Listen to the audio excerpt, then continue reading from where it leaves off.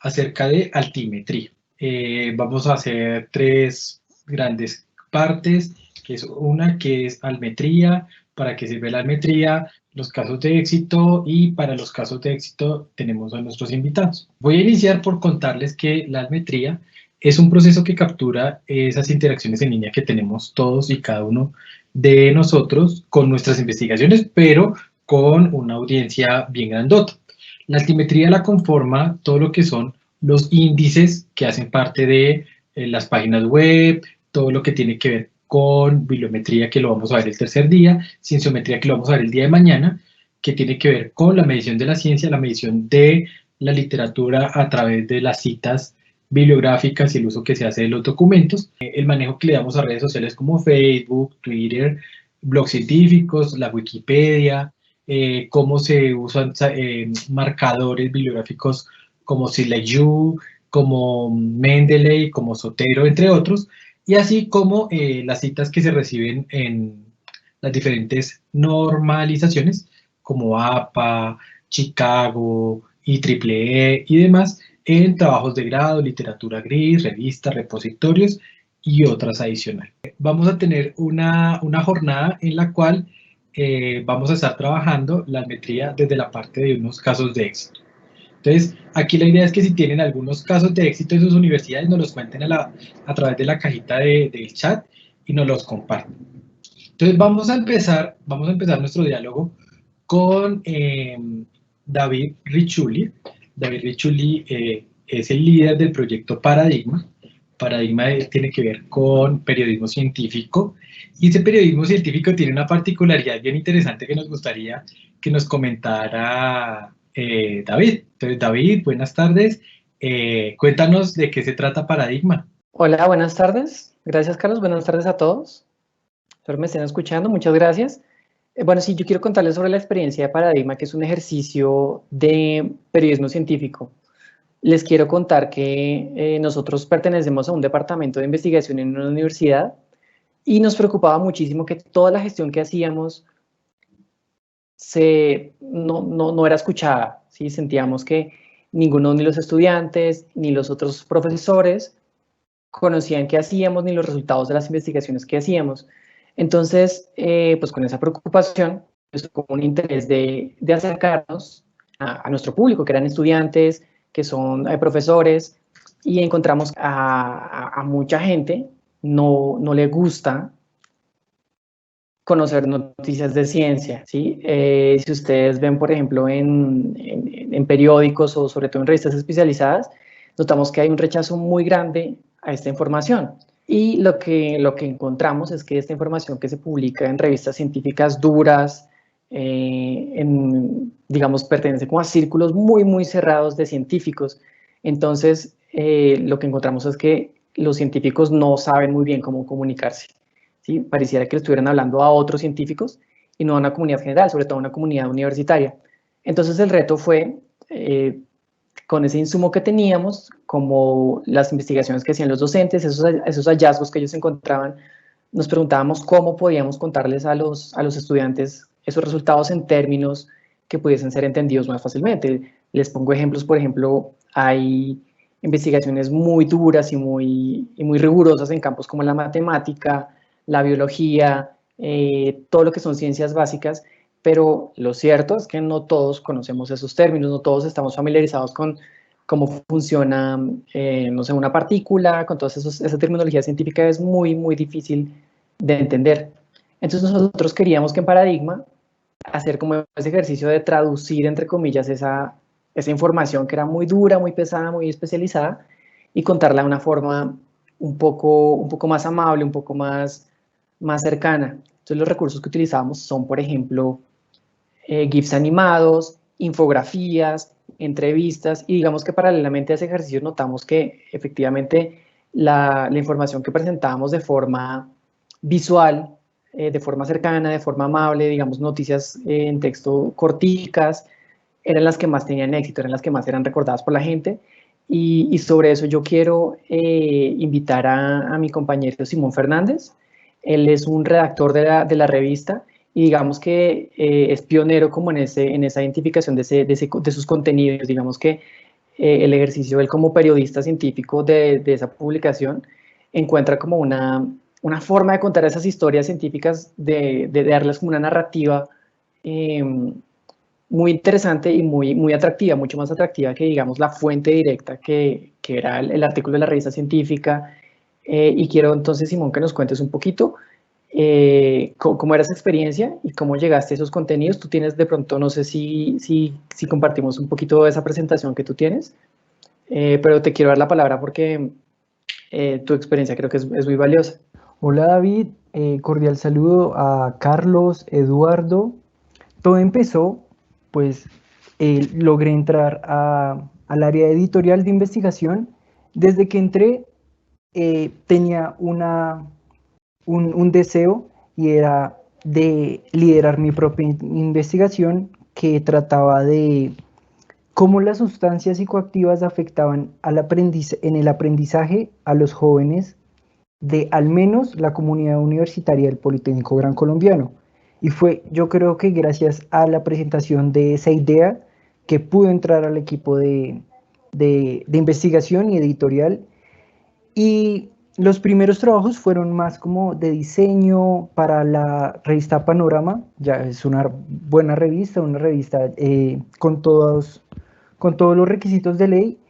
Y me dijeron, tenemos una iniciativa que va justamente dirigida a jóvenes y consiste en hacer que la ciencia sea digerible, incluso llegar a hacer que estos temas científicos un poco aburridos fueran de conversación libre, de conversación en la calle, cuando uno espera un bus, cuando uno está en una fiesta, cuando uno está incluso conquistando a una persona.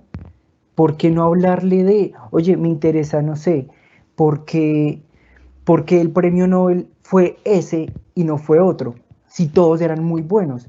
Entonces, lo primero que hice fue empezar a tener referencias, porque no era algo nuevo, y me di cuenta buscando, por ejemplo, aquí en Colombia, no sé en otros países si los asistentes conocen otras iniciativas, pero Échele Cabeza es una iniciativa no del gobierno, pero sí que está echando mucha conciencia para el consumo de sustancias, algo muy acorde a mi proyecto de investigación. Luego salió algo de Estúpido Nerd y son notas súper breves, muy fáciles de entender, de dos chicos de universidad aquí de Bogotá que explican, alguien que recién se gradúa de colegio los puede entender perfectamente, y los invito a que estos perfiles luego los revisen, incluso se pueden llegar a interesar, qué tal de que después de todo esto es alguna gran idea, como Cartagena Federal, algo para podcast increíble, todo es ciencia, Shot de Ciencia, Shot de Ciencia me inspiró y aún me sigue inspirando muchísimo. Delibera ORG, que sigue siendo para el consumo consciente. Ciencia Su Merced, algo muy nativo, muy regional con el Su Merced. Y Banco de la República. Banco de la República, hoy día, si quieren pueden entrar mientras están en el evento a su perfil Banrep Cultural, y cuentan historias de la colonización a lo caricaturesco. Y es bien interesante porque uno nunca hubiera pensado que Simón Bolívar podría estar hablándose por celular o por un iPad con Santander mientras estaba al otro lado del país.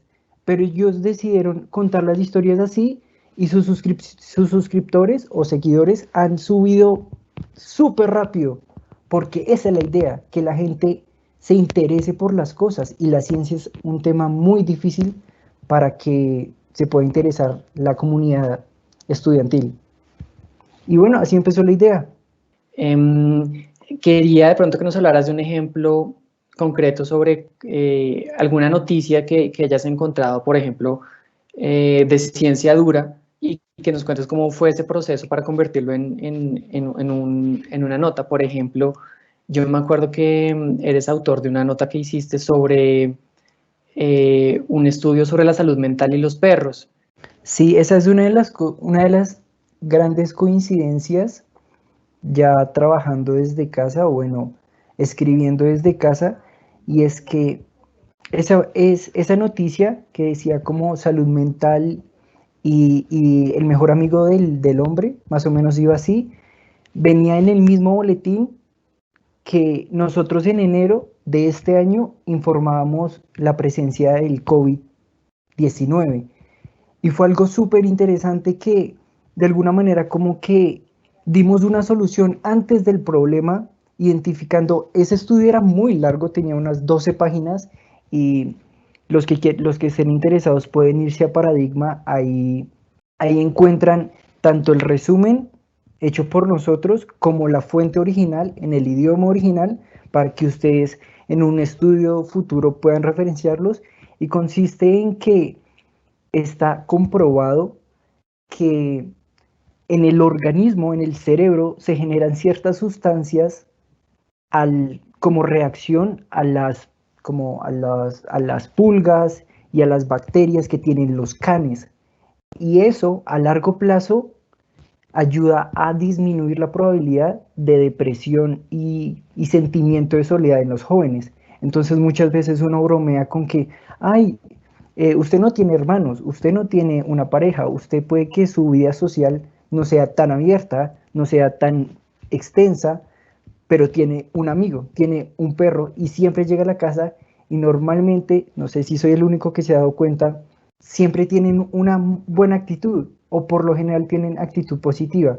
Pues científicamente está comprobado que gracias a que esas personas han crecido con un can en la casa, su cerebro genera ciertas sustancias que en temas de estímulo reducen como la probabilidad de caer en lo que hoy día se está viendo como uno de los problemas mundiales más grandes en la juventud, y es la depresión, la soledad, el desespero, el estrés. Y eso lo publicamos en enero. Hoy se puede leer esa publicación y sigue teniendo el mismo efecto de estimulante que lo tuvo a inicio de año. A mí me llama mucho la atención, y digamos que es un tema álgido específicamente en el periodismo de ciencia, y tiene que ver con cómo estamos leyendo noticias sobre, por ejemplo, el calentamiento global. ¿Sí? Todos esos procesos que nosotros nos damos cuenta que hay gente que lo niega, digamos otras personas que cuestionan esas dinámicas. Digamos que para nosotros es una preocupación muy fuerte, y creemos que esa estrategia de digerir un poquito la ciencia ayuda a que tengamos como una relación más efectiva con la ciencia. Pero hay otro punto sobre el que quiero detenerme, y es el formato. ¿Sí? Digamos que los resultados de ciencia generalmente se presentan en una revista científica donde tú tienes que poner tu metodología, tus resultados, proponer una discusión, las gráficas, pero lo que estamos haciendo no es ese formato, sino que encontramos precisamente con las herramientas digitales y de las redes como una forma de contar la historia un poquito distinta. Digamos, Simón, quiero que nos cuentes cómo hemos usado esas herramientas digitales para contar esas historias, y cómo han servido para generar una relación más cercana y más estrecha con la audiencia. Cuando entré al área editorial fue difícil ver que temas tan interesantes y que se pueden tratar en una conversación familiar, en una conversación con amigos, en el autobús, con la pareja, con el jefe, con todo tipo de persona. Pocas son las personas que van a esas noticias. Entonces, a partir de estos referentes, me di cuenta que es posible que las noticias se adapten a la forma de comunicación en la que esta generación, o al menos mi generación, está consumiendo la información. Y ahí fue que nació otra iniciativa en Paradigma, y fue hacer videos, utilizar, pues como ya los ha mencionado, GIF animados, imágenes, infografías, hasta llegar al punto de hacer podcast, porque es difícil leer. Y tal vez el universitario que se esté transportando, todos somos conscientes que leer en transporte público no es bueno, pero sí ponerse unos audífonos y en vez de poner música, poner un podcast, o poner un video, o poner un audiolibro. Y ahí fue cuando dijimos, el podcast es una gran estrategia de comunicación, y hoy día incluso Spotify está haciendo awards, como premiación a los mejores programas de podcast que están subidos en la plataforma. Entonces, cuando yo llegué ya tenían el portal digital muy bueno, tenía disponibilidad para utilizar varios recursos audiovisuales, y fue el reto de nosotros empezar a innovar en cómo podemos difundirlo en la comunidad universitaria.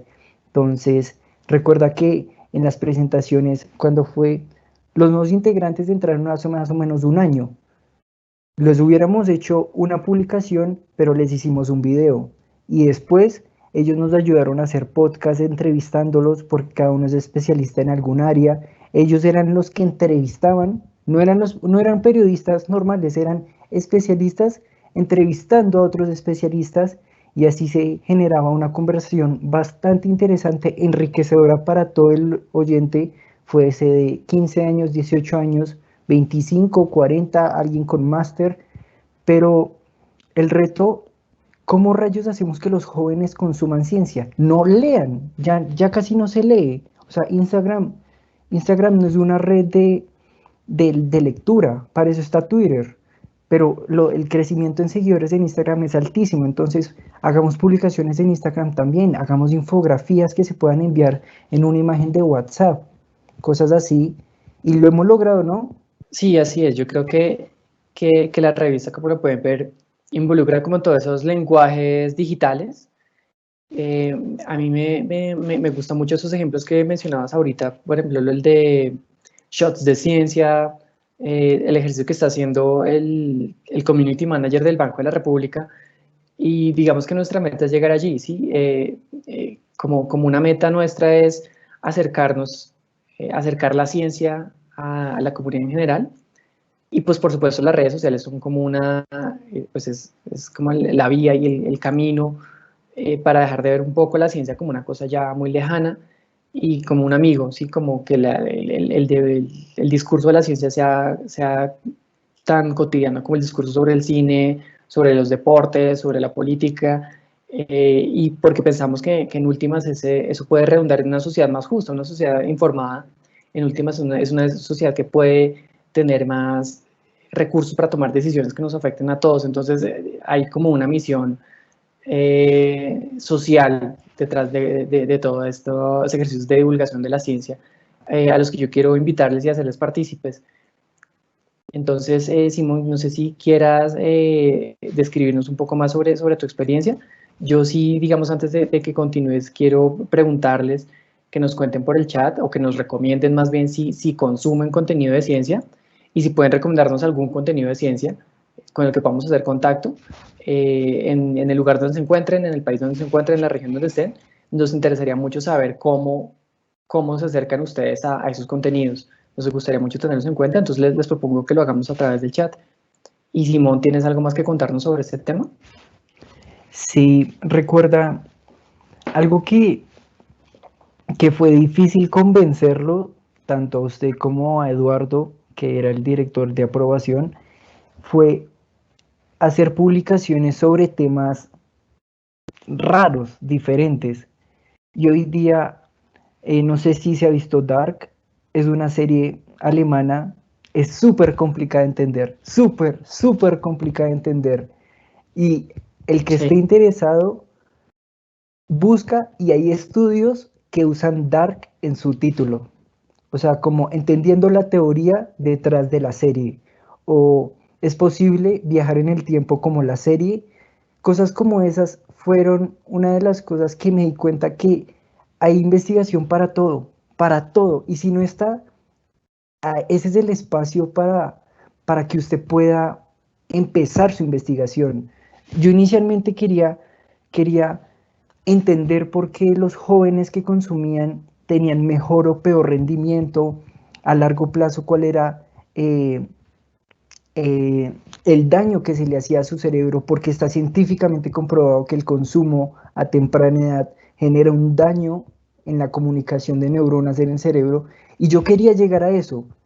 pero por ejemplo hay personas que les interesa el bienestar, cómo tener bienestar estando en cuarentena. Para eso también hay investigación, se los prometo, para todo, absolutamente para todo hay investigación.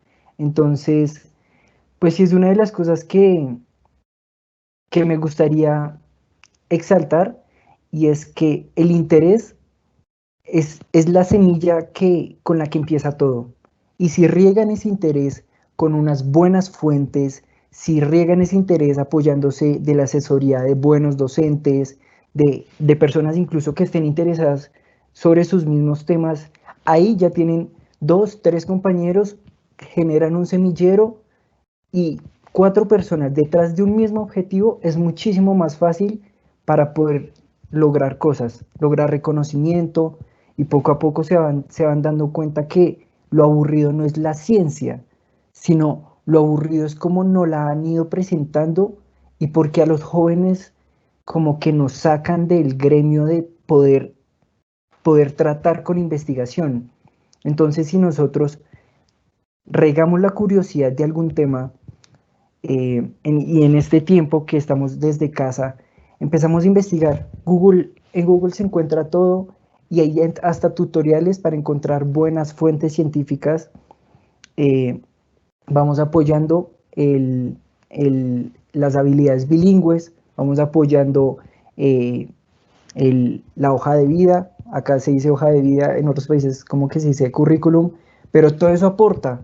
Y a nivel profesional, yo empecé haciendo podcast y ahorita estoy ayudando a compañeros a crear sus primeras canciones. Toda esa experiencia aporta. A nivel de investigación también va a aportar que usted sepa más que los demás, que usted sepa un poquito de programación simplemente porque hizo una publicación sobre un lenguaje de programación, sobre Java, sobre C++. No es su carrera, pero si usted sabe un poquito, eso lo resalta del promedio de la sociedad. Entonces sí es como una invitación para que, si tienen una idea en la cabeza que les está rondando, aprovechenla. Así empecé y aquí estamos. Cualquiera puede empezar por lo que sea, por lo que sea. Entonces sí, un saludo a todos. Gracias por este espacio. Antes de que se vaya Simón, sí queremos hablar un poquito con Simón, ya que tocó el tema del audio, ¿no? Lo importante que son los podcasts. A través de la cajita del chat estamos socializando con quienes nos siguen en el en vivo, en el workshop, la dirección del SoundCloud de Cuentos de Estantería. Y nada, los dejo un ratito para que conversen entre Eduardo y Simón sobre Cuentos de Estantería. Dentro de lo que nosotros vimos con Cuentos de Estantería es que también teníamos algunas necesidades de cómo publicitar o cómo mostrar libros universitarios que están siendo resultado, digamos, de investigación específica, aplicada, que a veces se pueden convertir muy puntuales en el interés de unas determinadas personas, muy específico, y a través de sus agenciamientos con lo que funciona en nuestra emisora virtual del Politécnico Gran Colombiano, pues se construyeron algunos contenidos bien interesantes, como invitando a la gente a consumir ese producto libro, resultado de investigación, que a veces puede sonar a que si yo no lo necesito no lo voy a leer. No es tan comercial, no es tan amplio y tan específico, pero entonces se armaron unas historias, unos cuentos de estantería, como los nombró Simón, y creo que allí logramos una buena intención, porque le damos al público como unas abrebocas para que se antojen de la lectura de estos productos. Entonces, cuéntanos, Simón, un poco sobre esta experiencia que tuviste con nosotros. Recuerda que eso nació para la feria del libro del año pasado, del año pasado, y nos preguntábamos, o bueno, más como que escuchando a los profesores, que justo cuando quieren publicar un libro, quieren que la mayoría de las personas se enteren.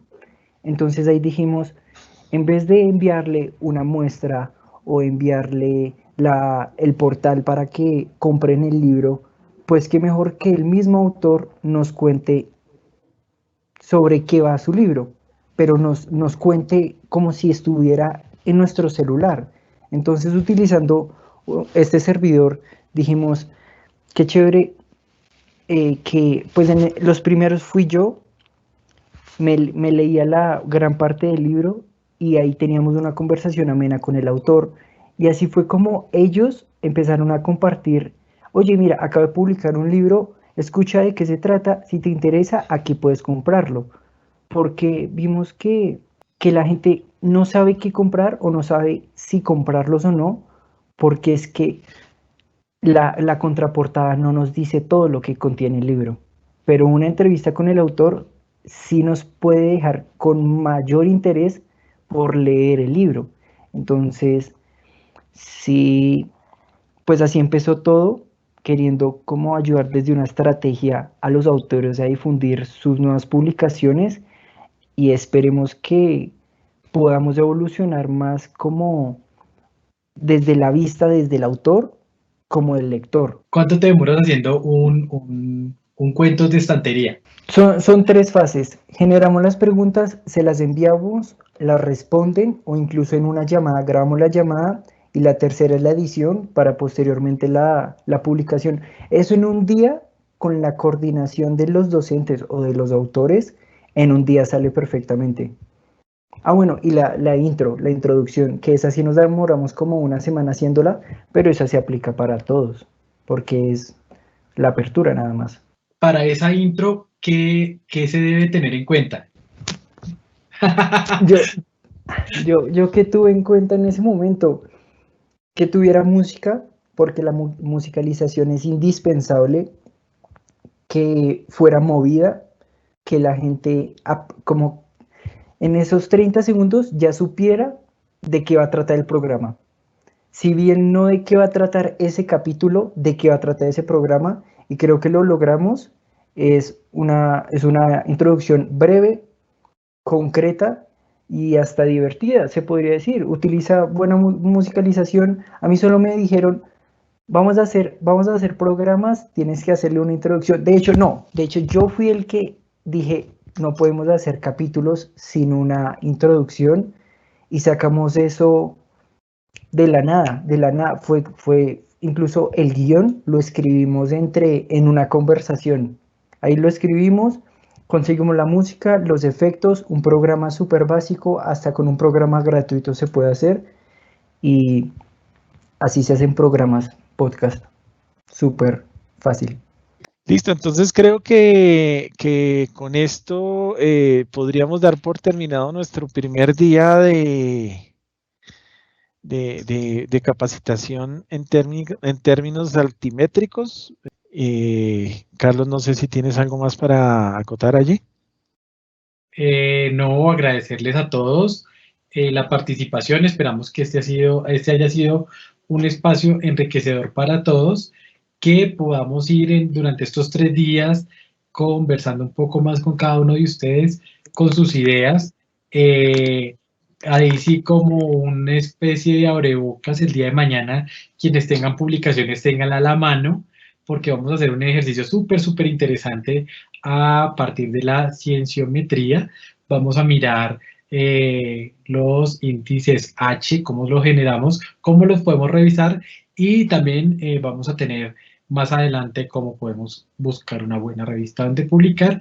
Entonces, quienes tengan y quieran hacer paso a paso ese estudio con nosotros, estaremos muy pendientes de que tengan ya toda la información para ir haciendo el proceso de organización de este material.